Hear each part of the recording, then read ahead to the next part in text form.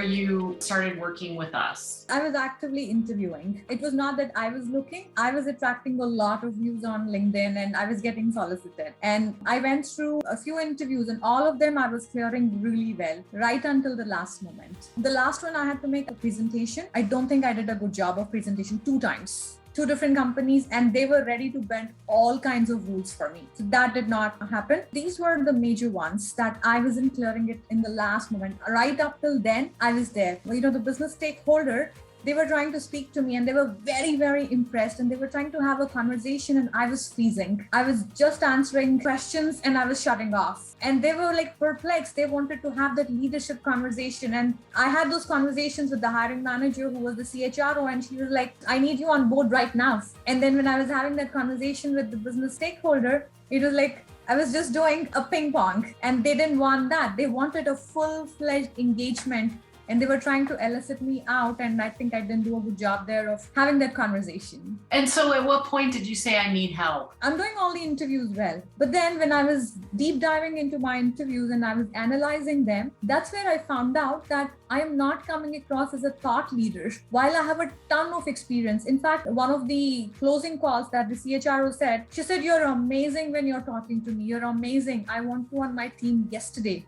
But when you're representing yourself, I don't think you're doing a good job of representing your previous experience. And then when I further deep dive, what could I have done better? I could have engaged better. I could have loosened myself up. And somewhere my mindset was getting closed. So a combination of all of these things. So what did you find most valuable about working together? Having a coach, somebody that you could talk to, and then you could completely be honest about the entire thing that's happening with you, the whole process that's happening with you, because I think at all senior levels, right, people already know what is it that they are lacking. They're just oblivious to it, or they do not want to acknowledge that. I already have all these experiences. I already have all of these things. But then the beauty of you guys were actually pulling me out of that shell and, shining a spotlight and telling me that all this is right underneath your feet. Just look down and look at the light there.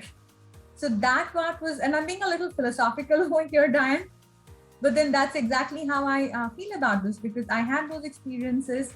It was a matter of representing that and having that conversation. At a leadership level, you need to be able to bring that thought leadership, and you have that thought leadership. You just need to present it. So what advice would you offer somebody considering working with us? No, absolutely. I say go for it. Go for it. The whole mechanism works. Your templates, your coaching, those half-hour sessions. Initially, when I started, I'm like, what's half-hour going to do at all? But then those half hours, it started building and building and building. And the way you nudged, the nudges that you guys give, the mock interviews, that this is where you need to change. This is where you need to tweak.